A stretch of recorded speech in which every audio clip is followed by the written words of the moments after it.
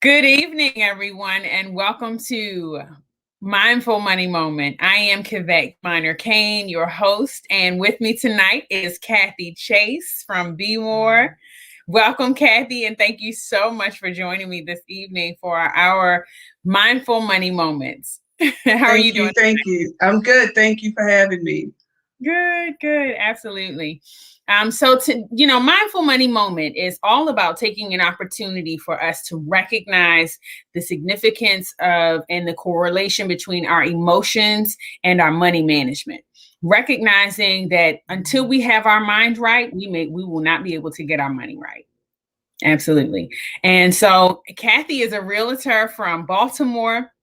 And she's here to share some information with us about what she's doing in terms of growing her business, as well as some networking opportunities that she's taking advantage of, and how she is supporting the growth of women in the finance field in Baltimore as well. And so, Kathy, my first question for you is, what is your first money memory? My first money memory is as a child, my great uncle always kept a little change purse thing in his pocket, and he would give coins from that. And I just always wanted them. Then I kept them. I would just put them up and save them. And then it was a little jar. And then when I finally broke the jar, like after he had passed, and then some years later, but I was still young. I had to be maybe 13, 14, but when I broke, it was almost $500. And it just was saving coins. All different, silver dollars and, the 50-cent pieces, and then whatever coins he had, I just continued to put them in there over the years. Yeah. And then I just was excited. I was like, wow. Absolutely. Awesome. Fast forward, years later, making that first real transaction with real money, it makes a big difference. Absolutely. So how has that experience and that memory shaped your relationship with money today? Positive, because you see, if you wait, your money can grow. Everything does not have to be instant. That had to be over maybe 10 years of saving coins. It got to be $500. But it just shows that all money doesn't have to be instant. And then, what I did with it afterwards, you invest in yourself or you buy something with it. But it definitely teaches you to begin to save somewhere. Absolutely. So we talked about our little piggy banks. Right. Right. Able to have that now. I remember getting a piggy bank as a kid, as a gift. And even now, like I try to teach my son, you have a piggy bank or savings that you could spend from, but you also need to have one that you continuously have to save. Yeah, absolutely. And that's just like, what you explain to clients in home ownership, you have that rainy day fund because you never know. Absolutely.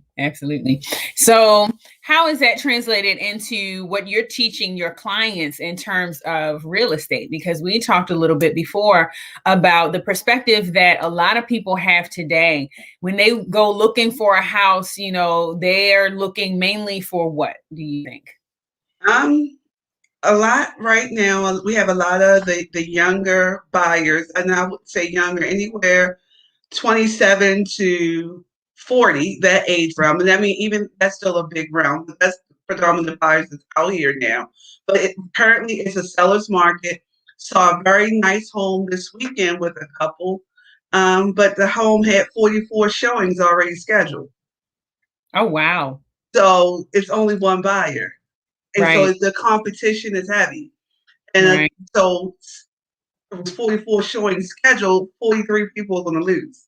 So it's preparing them for that. And I always say it's not a loss. That just wasn't your house. Yeah. Your house is out there. But a lot of people like the finished product. But sometimes in order to get that finished product, you may have to buy the ugly house or get something that's not so finished and put your own spin on it, get your own things versus buying at the top of your market where it's very competitive. You may need to scale it back a little bit so you can get your home and then make the improvements you want. And that really is a mindset shift for some of us, because on HGTV, We you know, see pretty. and absolutely. And girl, those Right. fabulously styled homes, and they've got everything new, and even the antiques, have been refurbished, and everything is Right. framed. And it's so, and it looks so beautiful. They have all new fixtures, and they're talking about the new tiles. And we walk through Home Depot, and we see all, oh, I want my house to come with that. Exactly. And so we think about having everything in the big picture or the end. Yeah, but a lot of times you have to think, you get a mortgage and it's a 15 or 30-year. Most people do a 30-year mortgage. Do you want to finance a few fixtures for 30 years? Right. Because that's ultimately what you're doing, whereas though you could scale it back, pay a price, and then add your fixtures, dedicate a few months, and it's going to be a bedroom month, and get that done. And it's going to be, and then you're paying a lower price, Absolutely. but you're building equity. Absolutely. And that is essential. That's the key part. You buy it at the top, you already lost your equity. So you don't give yourself a chance to grow. Exactly. So it's definitely a mind shift and education. And, some people can understand it and get on board, but some people still like pretty. So, well, your first time home buyers, when they look at their first home, I know one thing that I've tried to keep in mind, because I've owned a home in Baltimore once before, but I'm be a first time buyer again as I go into my real estate endeavors moving forward. And one thing that I keep in mind is, being able to have the first home that I get, I'm looking at it as a project home in terms of the facts that I'm going to turn into a rental property. Exactly. Being able to have, I guess, that mindset of looking at really what you're going to invest in. This is not your last house that you'll ever get. Like I know the first house I get is not going to be the last one. Exactly. A lot of people need to really think about that. Yes, that mortgage says it's 30 years, but average people stay 7 to 10. So don't go into it looking like it's your end all to be all. You go into it, you want to keep it well, you want to keep it nice, but you want to move on. Yeah. And use it for an investment or sell it and make money off of it and buy something else. So people have choices. So now, Kathy, what is it? It's mindful for people to think about how much the mortgage should be in terms of their overall income. They usually say your overall home is what you're comfortable with. So most people are currently living somewhere.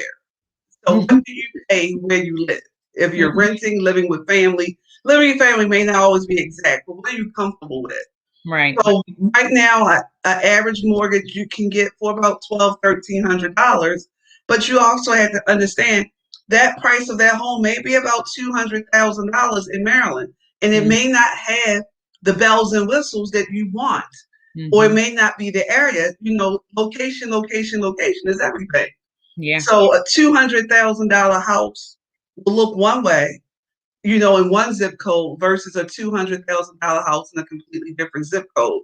And then a lot of times people want to say, oh, I don't want to live in the city. Oh, I don't want to live in that zip code. Okay, everyone has their reasons, and not my job to force, but you have to see what's available for you and then go there. Some people are okay spending $2,000 a month, but then I also want to bring it back. $2,000 a month, that's about almost $300,000 for a home.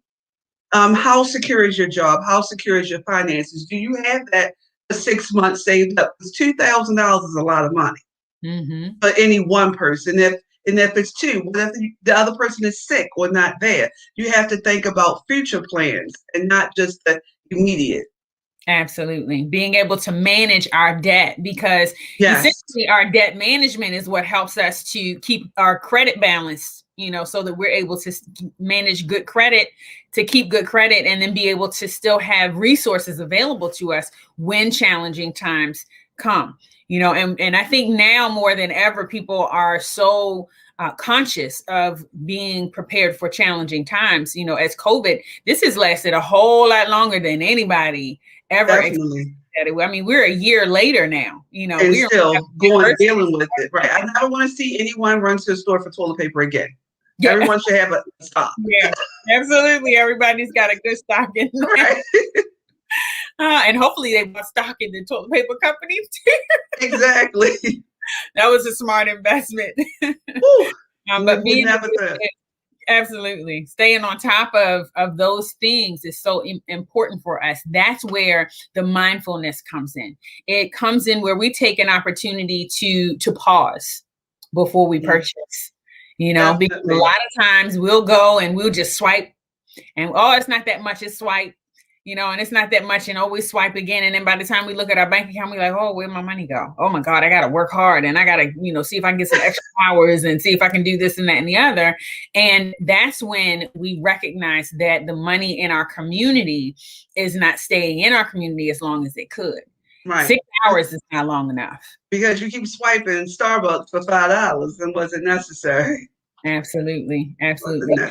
Where you could save that money for a down payment on a house. And that comes a lot up with a lot of times with first-time buyers. We try to get them into credit counseling, and that's if they're going to use any type of grant program or not. But sometimes it's the education that they need, the long haul is to learn. And sometimes when you meet with those counselors and they go over your bank statements and they notice all those swipes, that's that conversation. Could you buy a coffee pot? Could you buy some iced coffee and pour it in your own cup in the morning?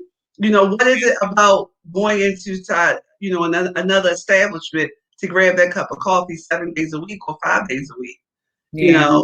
That's a lot of money that adds up over time that could be reinvested into yourself, into your home. Yeah, absolutely. And so we want to be mindful of that. One thing that we can do is to have that conversation with our young ones. To sit down and to really help them to understand as they become teenagers and they get closer to, adulthood, because even though they may not be, physically or what we would like to see as or think as parents as mentally adults, they really are. That once you get that age of 18, you got to take responsibility for yourself, and it's so important for us to make sure that we're teaching them the principles that they need to apply in terms of budgeting in advance, savings, just like you're talking about with that piggy bank. Right. And I mean, a lot of our kids now, I have a 13-year-old that's home. And so this whole V-Bucks and PlayStation money, Mom, can you give me $10? Mom, can you give me this? And I was like, no, you need to work. Yeah. You need to put a dollar amount on a chore so they know what they need to do to earn that money. And I think that's the best way to begin teaching the child. You take the trash out, a bag of trash, 50 cents. Absolutely. Or $1. You want to clean the bathroom, $5. Absolutely. And then you get paid at the end of the week. Yep, because they've got their allowance now and they can take it. So that Shay Robinson is online with us. She says, girl, yes, my son too. Aldi and spend that $5 on a package of coffee lasts you 2 weeks. That's right. That's right. We have to be smart about how we're spending our money, because there's only two things you can do with money: to save it and to spend it. Yes. And hopefully you are saving it before you spend it so that you spend it wisely. And when you spend it, you want to make sure that you are investing. So what is the investment that you are spending your money on? It's got to have two kinds of return. There's only two kinds of return that we look for: financial return and interest, or an emotional return where it makes us feel good. Right. Something that I think a lot of times, like you said, we all get caught up in the emotional. Yeah, and we do sometimes, but it's absolutely necessary that we do spend some money and some of our finances on making sure that we have peace of mind. So one of the things that I think about, like you talked about in terms of looking for a new home, when we're thinking about what we're going to purchase and what our goals are for the future for that new home, we want to keep in mind that we also have to live there for a little while. Right. And so while we don't necessarily have to go for top of the line right away as on our first home, we want to make sure that we create a space that is comfortable enough for us. And because we want to make sure that that space is also going to be comfortable enough for our tenants to come and live in. Right. So we don't just get a house and it's, a junky house. And then you just say, oh, well, I'm not living in this house. I'm going to let somebody else rent it out and we're not taking care of it, because that's not right. You know, we want to Exactly. be good landlords. We want to provide a good home for someone who is not in a position to buy. You know, for someone who maybe had a hard time, maybe, you know, lost their job, lost their home and needs to rent now. We want to be able to provide that kind of support and encouragement for them in a home that they're happy coming home to, because that peace of mind is what gives us the confidence to continue moving forward and growing. Exactly. You know? So absolutely. So I know we talked too a little bit about how we're working together in business and how we're coming together with other Black business owners, and you know what the expectation is, you know, when we come together and we work together. So I know you've got a team of associates that you work with in your real estate. I have a team of associates that I work with in my life insurance business. And what I love the most is the camaraderie that we have, that being able to come together and play off of each other's energy in terms of encouraging one another and then also supporting each other in business. It is definitely very important. You said Shay was on here, and I sent her a text. I said, I know it's last minute, but I want to be on this interview, and I really appreciate it. Oh, But hey, Tiffany Lindsay here too. Hey, Tiffany. she's another agent. So they are very supportive. Awesome. It's a very supportive group. We reach out to each other, and it's awesome. Awesome, awesome, awesome. And that's beautiful to see. So thank you, ladies, for joining us this evening as well.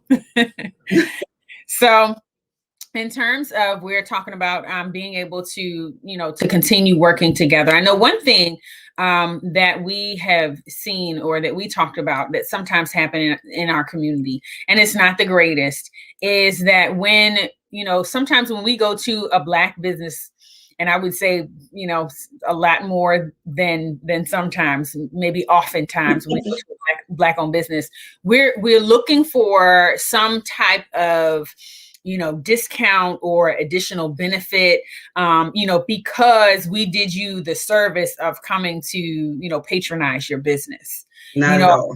that was one thing that we had talked about in our mindfulness, being conscientious about, you know, our Black business owners are not charity for us.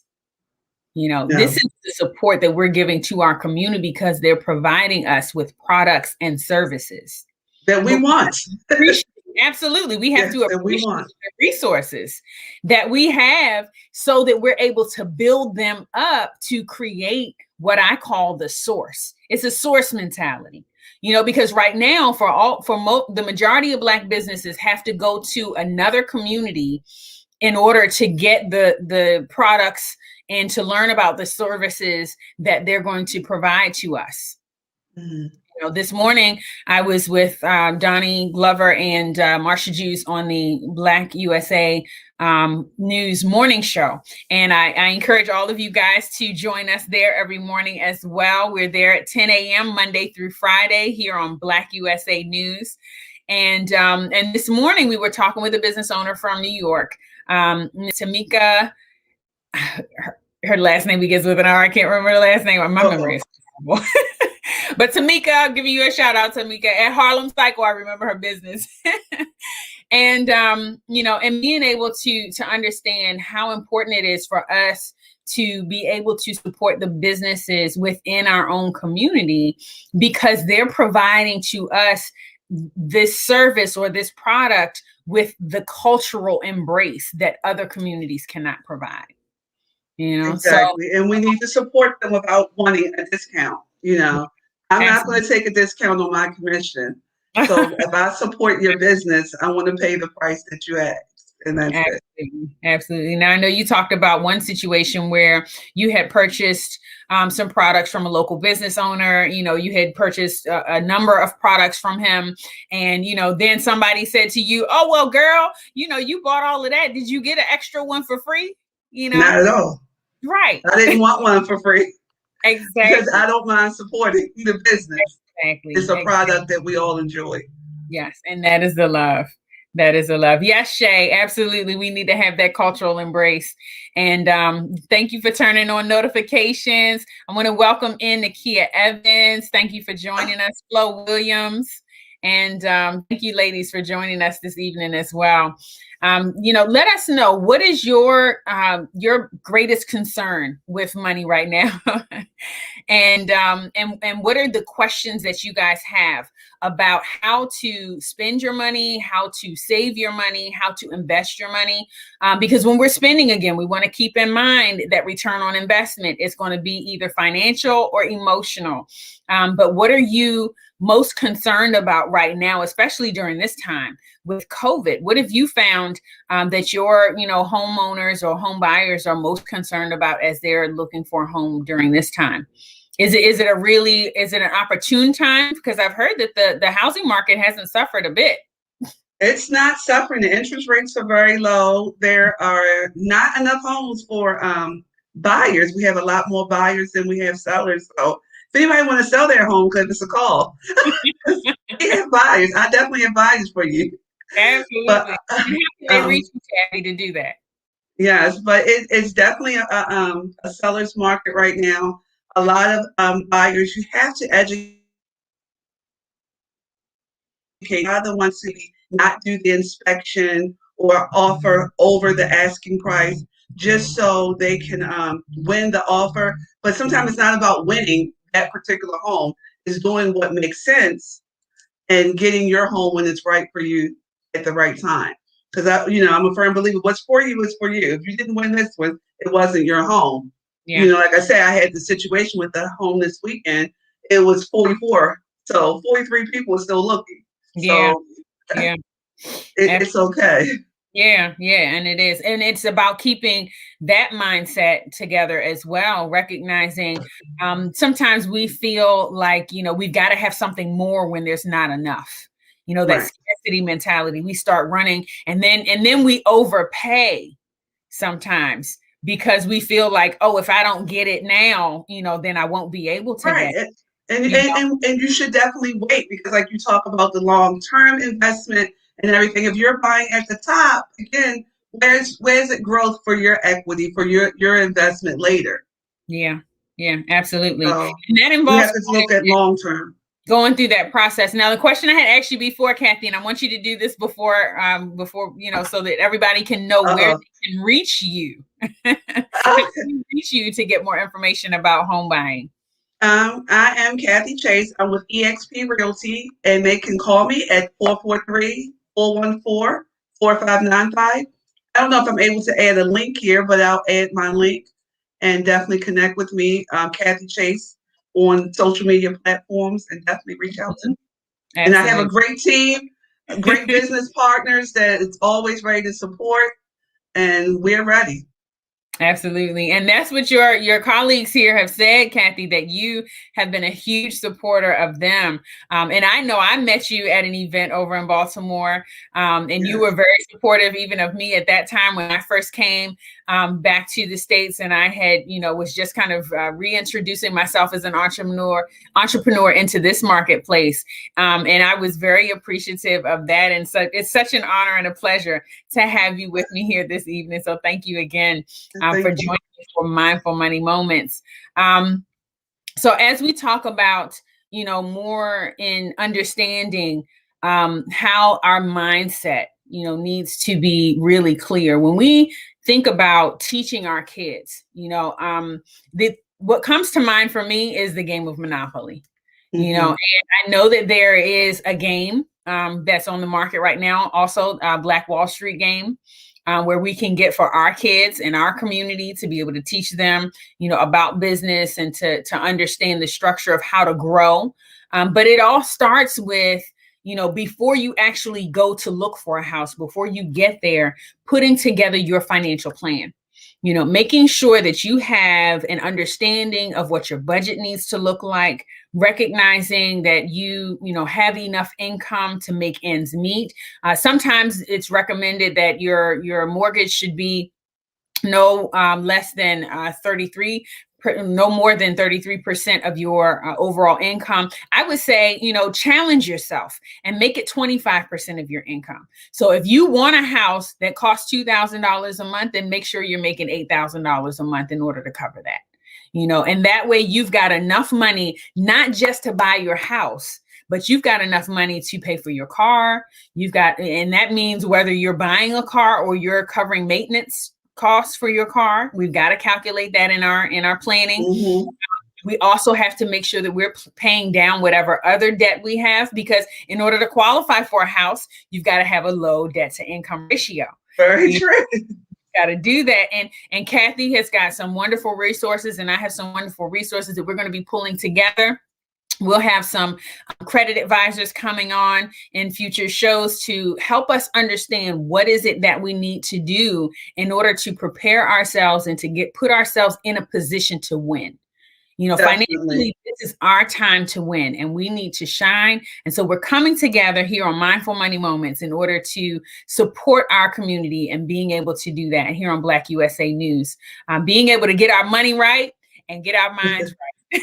And you know what, Kevette, the bigger thing is too, as a community and as a people, we have to be open and honest about credit. So many times, we like to dress for the world or put on for the world, but we have to understand what we have and what we possess inside and do what makes sense. It's okay to scale back. It's okay to maybe go shop at a thrift store or do whatever you need to do to make your spending of your dollar make sense. And then we cannot be embarrassed about the mistakes that we make as education. Absolutely. If you file bankruptcy, it's a conversation. I'm not saying you need to post it on your social media, but you need to be on the right platform with the right people to say, what do I need to do now? If your credit score is 400 and you need to be at 620 plus to begin the home buying process, what do I need to do to build my credit? Yeah, absolutely. So we need to be open and honest about what we're doing and what needs to be done, and stop thinking we can close the door on it or throw it away, because it's not going anywhere. It's not. Absolutely. And I can be a testament to that. Kathy, when I came back to the States, so for many of you who don't know me and my story, my background is that I lived in outside of the country for about 5 years. I lived on the beautiful island of Puerto Rico, and it was absolutely fabulous. And I miss my beaches and palm trees and the mountains. But I'm very happy to be here to serve the DMV. So when I came back, it was because my father passed away, and he didn't have any life insurance or a will. And so that kind of thrust me with a special, heart-wrenching motivation to come back into the field of financial services, because I recognize that, it's so essential and it happens so often. I think I talked to at least 3 or 4 friends who had experienced the same thing around the same time, where a family member had passed away and there was no life insurance, and that to me was heart-wrenching, because I know how challenging it was for me to get through that time and through that situation and those circumstances.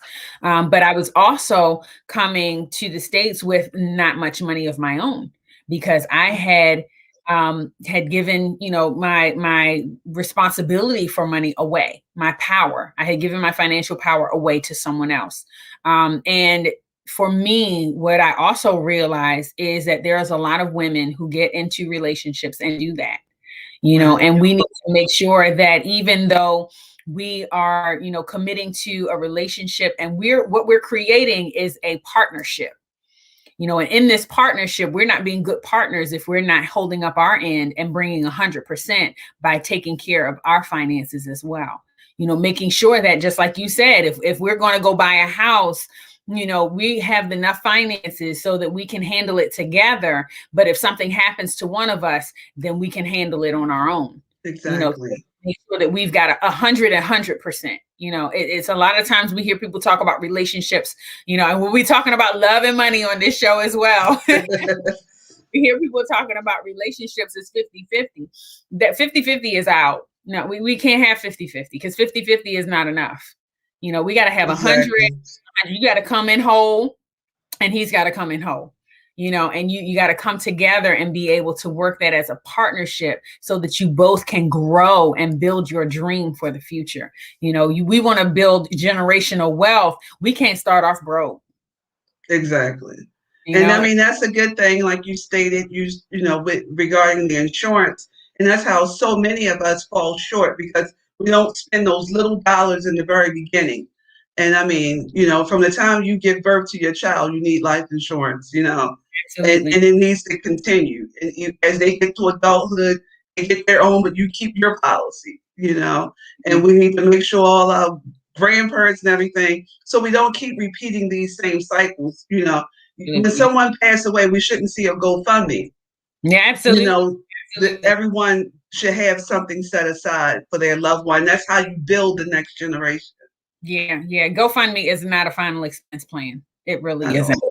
Now we've seen where GoFundMe's have benefited us for our small business growth, and Hmm. how times of tragedy, when someone maybe gets sick or needs some additional support during a time like that, where GoFundMe has been a benefit.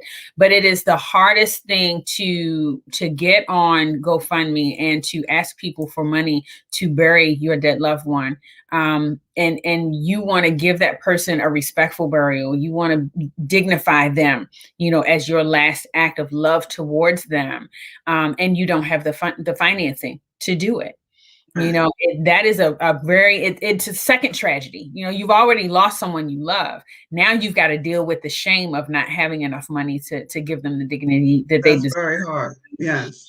And been there, and I understand. So what I do in my business is I help women to, on the journey. I guide them on the journey to self-sufficiency by teaching you how to transform your mind and transform your money, how to help you, understand how your emotions affect your money management, so that you're able to thrive, so that you're able to achieve your goals and to accomplish the success to reach self-sufficiency for yourself.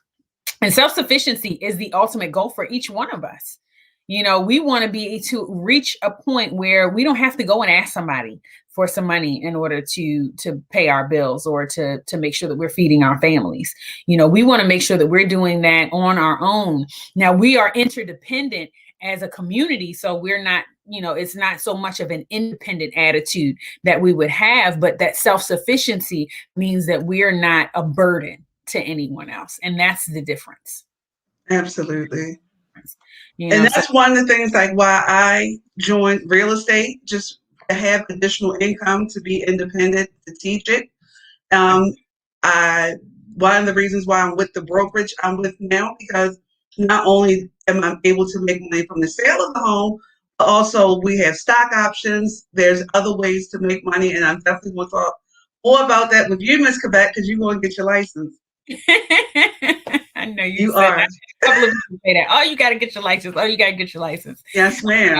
And that is something that I have set as a goal. I don't want to take on too much. I have so much that I have been participating in recently and growing my business. I started MariMoreLife.com just a year ago.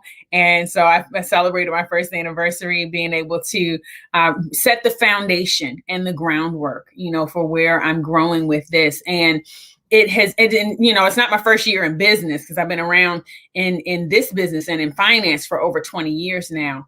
I started off with, at Morgan State University. Actually, I was one of the first women in their finance as a finance program in the Earl Grave School of Business, and very proud of that. But being able to recognize that we get to a point sometimes where we have to recognize, and I know for myself, I've had to recognize that I made some bad decisions, and that's one of the hardest thing I think it is for our people to admit, just like you talked about, with our credit. We won't admit when we have bad credit. We want to show off like we're, keeping up with the Joneses, No. and really we can't, because we're sinking, we're drowning, while they're, riding on the yacht, Right. trying to look like we're riding on the yacht with them. We're not. And so we need to take that reality and recognize, where am I right now and where do I want to go, and then put a plan together so that we can accomplish our goals. But I believe that it's also understanding that wealth is not just about being rich. It's about us being able to understand how we manage the money that we have. So the average American income is $68,000 a year. But if you're making less than that, you can still make it work and you can still be wealthy. You know, It's a mindset. It's definitely a mindset. absolutely, absolutely. It is about understanding the percentages, like we talked about. How much should you be paying for housing? How much should you be paying for clothing? How much should you be paying for food to make sure that you have enough? And then what is your mindset in terms of those things? Are you thinking that it's the buying this stuff is what's going to make you happy? Because if that's the case, then you're going to be miserable. We've seen people like that. You know, one thing that stood out for me, and I don't know if you may be familiar with this, but I saw a YouTube video from Chris Rock when COVID first started. And he talked about how he had his millionaire friends were calling him up, trying to sell their cars and their houses. Mm-hmm. He had money. He knew what to do with his money. He saved it. He invested it. His money was working for him, so he didn't have to work for his money. Now, he took a hit. Obviously, he had to cancel some shows. He lost some money, but it didn't put him out on the street. Right. You know, whereas these folks, they making millions and they but still not living smart. Girl, paycheck to And I paycheck. think COVID has taught a lot of us to tap into our natural gifts. Mm-hmm. You know, I've seen so much creativity come from so many people during this time, you know, that you probably would have never thought about, but many people, you know, that couldn't go back to work or had to limit work, they began doing other things. And that's where you say, where we support each other and without a discount. You pay the $20 for the t-shirt. You pay it. Absolutely. You pay for the bottle of wine. You pay it, right? Pay a premium. Give a tip. Right, you pay it. And yes, tip. You know, so we definitely need to do that and to continue to support one another. The mindset behind that is recognizing that if we are holding on to our monies because we don't think that we're going to get any, that's exactly what we're creating for ourselves. So when we freely spend our money in that way, when we tip service providers, you know, so go to a restaurant and you're not calculating 10%. You know, or saying, oh, they didn't give me good service, so I'm not leaving anything. Nah, we don't do that because we recognize that this person has come to work. They came out of their home to provide a service for us. What we can do is give them a tip if they didn't serve us the way that we wanted to. Then we leave that tip and we leave a few words to let them know, hey, you know what? I'm not happy with this and I'm not happy with that, but I'm not going to punish you by not giving you your income. You know, because they need it. They need it as well. And the thing is, they may need you to say something to them, an encouraging word. How about that? How about giving an encouraging word to somebody and you give them that money anyway, and they recognize that they didn't earn that money? How grateful do you think they would be? Right. You know, that's how we shift our mindset. When we show that gratitude, when we give people dignity by appreciating the services and the products that they provide in our community, that's how we shift our mindset. You know, that is being mindful about our money.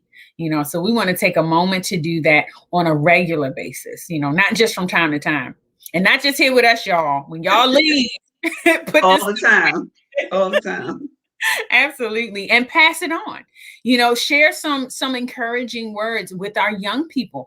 That is what our young people need more than anything. We talk about how, you know, well, this young person is doing so great. And, you know, there's a young lady in Baltimore who created an application and she's now listing Baltimore, you know, Black businesses through her application so that people will be able to use this app to find the Black businesses that are in their local neighborhoods. Mm-hmm. You know, for her to be able to do that, she had encouragement in her household. You know, she received some good home training, right? You know, as my grandmother would say, Lord have mercy. But that is the key. You know, it's about how we are encouraging one another, giving us that motivation. You know, are you looking in the mirror and you're saying, I am abundant. I am overflowing with wealth. You know, because we can only serve other people from an abundance. We can't serve from a cup half full. I tried it. It didn't work. That's right. And so we have to speak those affirmations. Yeah, absolutely. Absolutely. So do you have any affirmations that you would like to share with our audience? Miss Kathy. Oh, did you just put me on the spot? I did. Any affirmations about home buying, some things that they need to keep in mind, what they can tell themselves if they're going on this journey to become a homeowner, to become a property owner, then what is it that they really need to keep in mind to build up their confidence and their mindset towards that? The first thing is say, I'm strong. There's strength. I am strong enough. I am enough. Absolutely. And what's for me is for me. Absolutely. Recognizing that even if there's 44 people on the list and 43 didn't get it, that just wasn't the one for you. Exactly. Say, when it's for you because nobody else can have it. No one else will. Right. Absolutely. And we can't feel like somebody else is taking something from us, and that I think is another mindset that we can kind of focus in on in the Black community in terms of our businesses. We need to not look at each other as competition. We need to look at those who have succeeded, those who have done great things, as those who have set the roadmap for us. Celebrate that success so that say thank you. Absolutely. Say thank you for doing that, because now you did it. Now I know I can do it. Listen, when you called today, I was like, what? You want me to do what? This is not my safe space.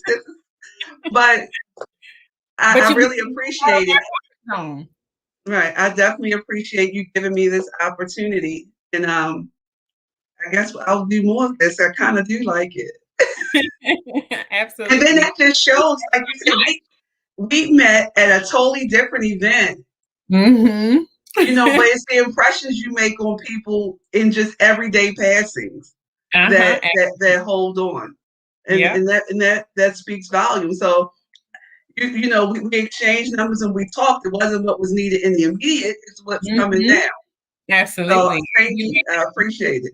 On me. Yes. And I appreciated you from that time as well. I mean, I saw your generosity, that spirit of generosity that you had, and that spirit of support, that spirit of encouragement, which is so essential for us. And that's something that we have to build. You obviously have built up within yourself in order to be able to serve and to overflow in your abundance onto others.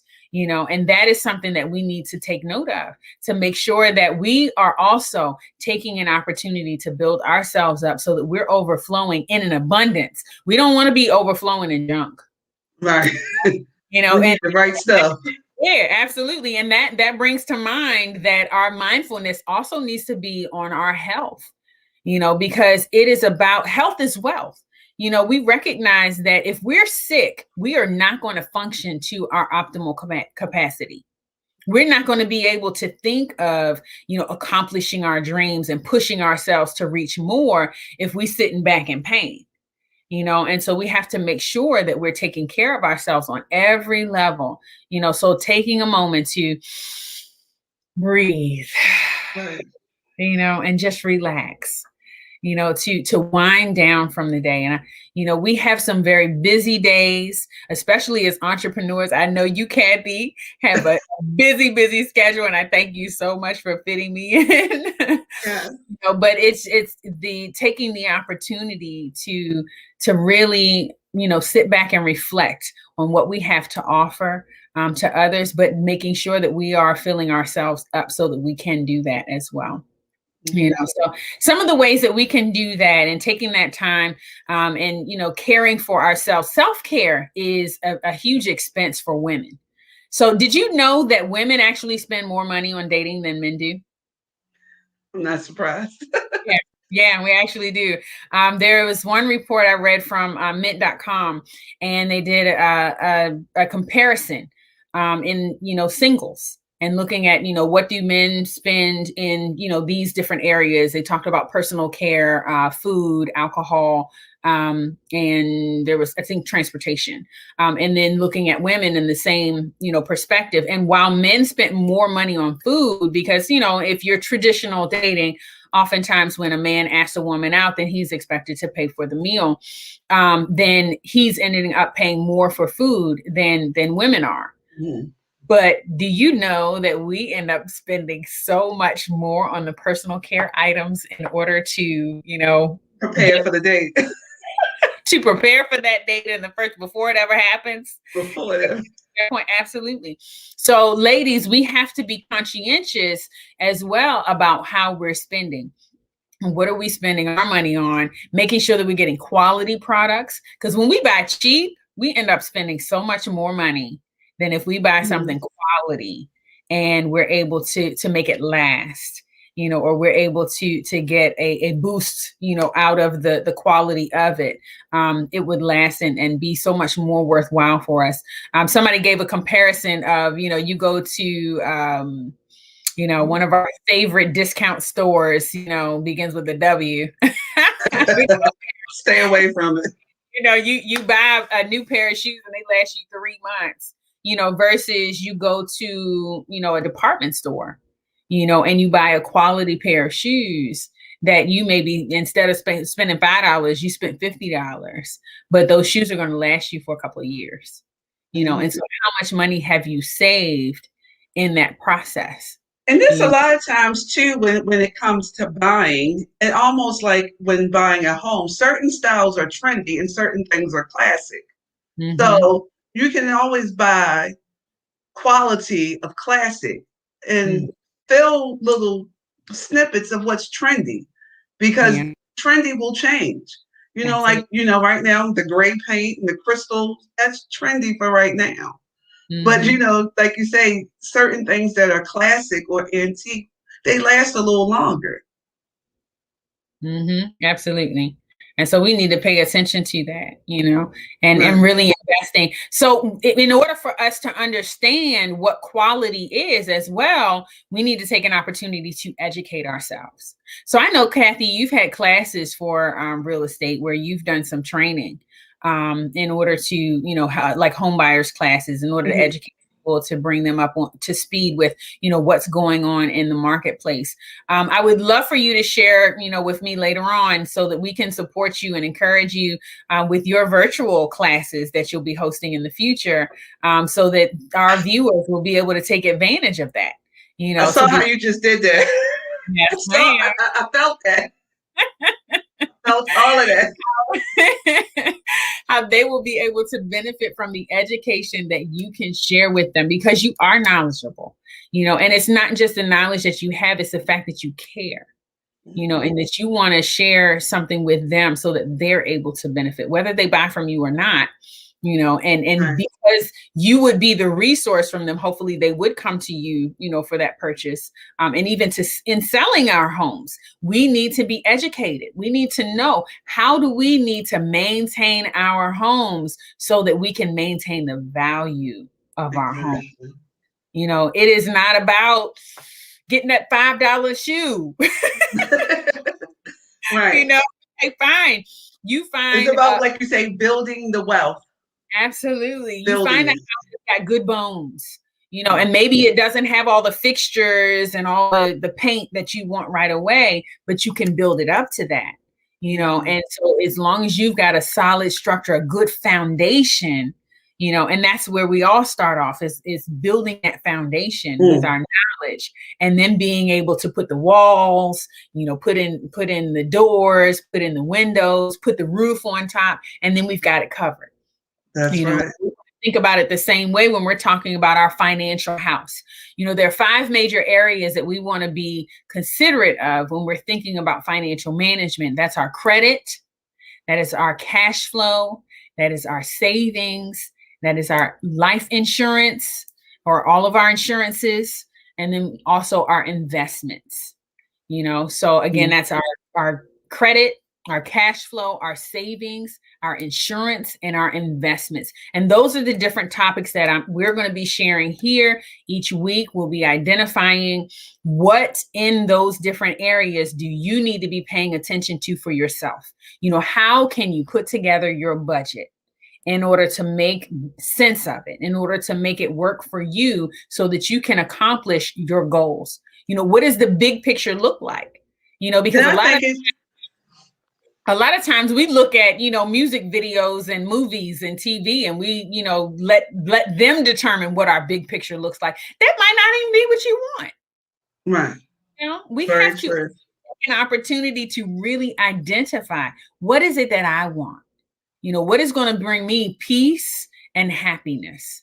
What is a space, a home where I will be able to share love with my family and my friends, my loved ones? How can I put together a financial plan that is going to leave a legacy of love behind, as opposed to what we see in our community so often is that legacy of debt that ends up being the second tragedy. So we want to make sure that we're staying on top of that, and really promoting this consciousness, this mindfulness that we're talking about. Sometimes, and I have to say this, sometimes, I've been doing some research on mindfulness in terms of money, and it's like some communities just don't get it. They just throw out all the numbers, and they want to show you where this market is and that rate is and this and that and the other. And yeah, we need to be conscientious about the numbers, but we can only handle those numbers without feeling anxious about them once we've got our mindset to a place where we are ready to accept and to deal with our personal issues regarding money. And so that was why I asked you that question in the beginning. And I posed that question to all of our viewers. Take an opportunity to sit for a moment and think about, what is my earliest money memory? What was your introduction to money? What is the relationship that you saw people have with money in your family? How did they talk about it? And how is that affecting you today?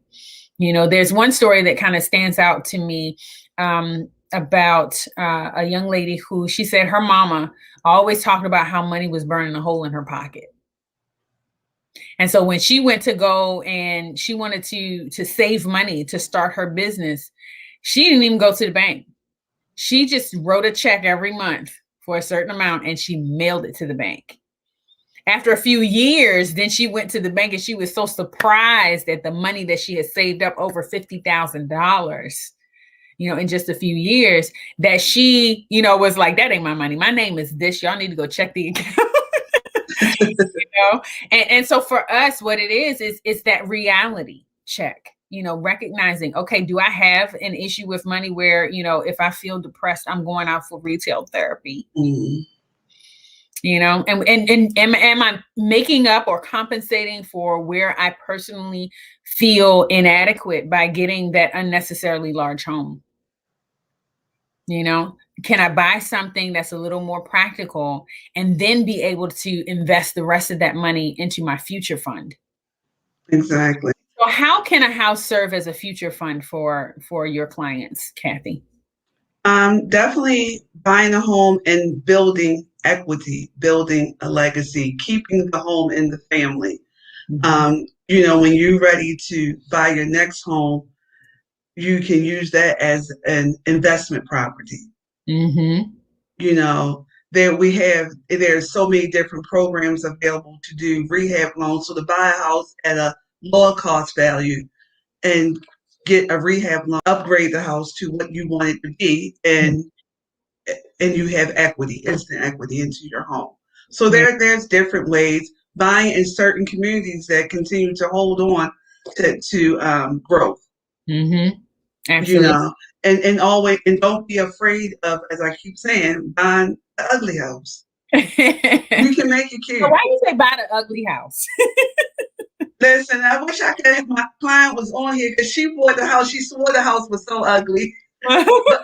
But she made it so pretty, but the house, it had radiators, the doors were ugly. The kitchen was old. It was dated, but think about, how you may look Monday through Friday going to work, and then on the weekend you get all glammed up, so everything is not always going to be what you wanted, but she created that home and she bought it very low, but it was in her budget. And she was able to refinance it this year, pay even less than what she was paying for it before. And everything she's done in her home, finishing the basement, knocking out walls is paid for. It's not financed for 30 years. That's awesome. So, Fabulous. she do little steps and it's paid off. So Absolutely. it's definitely a mindset, and it's always a constant conversation, and she's always on my phone. Yeah, awesome. And that's what it's about. It's about building the relationships where we can have these conversations. Yes. I read a post one time. It says, if you can't have a conversation about money with your girlfriends, then you need to find new girlfriends. Yes, That's definitely. real. Absolutely, that's real. And so being able to have those conversations, and like what you said, she's doing.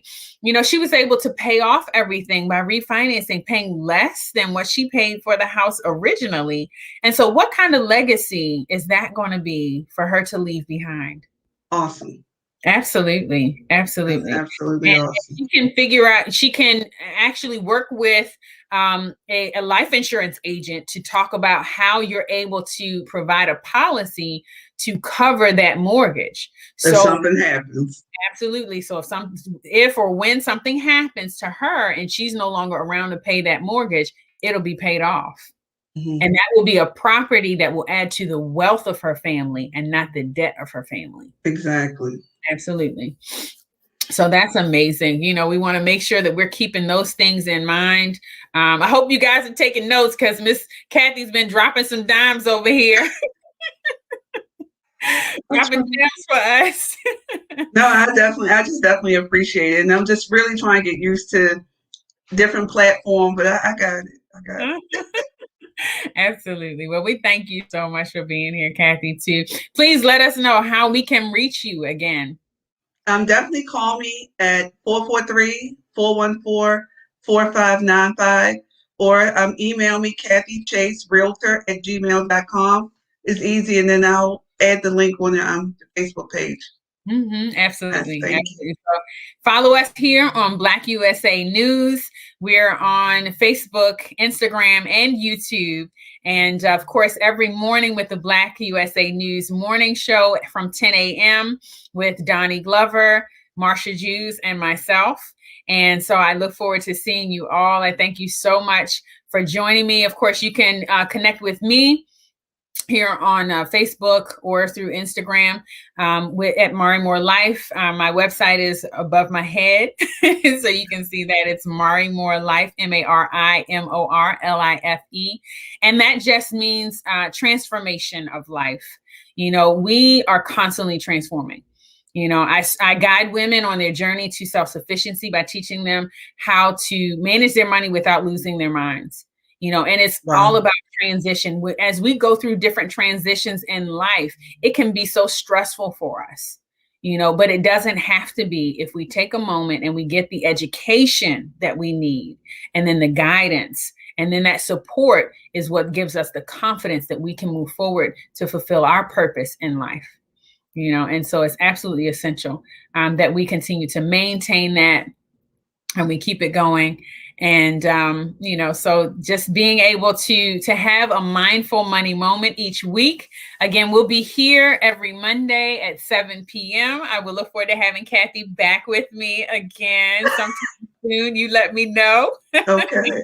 I will talk a little bit more offline about that, but definitely also providing support for the education that we want to be able to have for our community. Support Black businesses. At every opportunity, support our Black service providers, those who are waiters and, the Uber drivers and the Instacart workers and, folks, tip them because that service is something that you appreciate.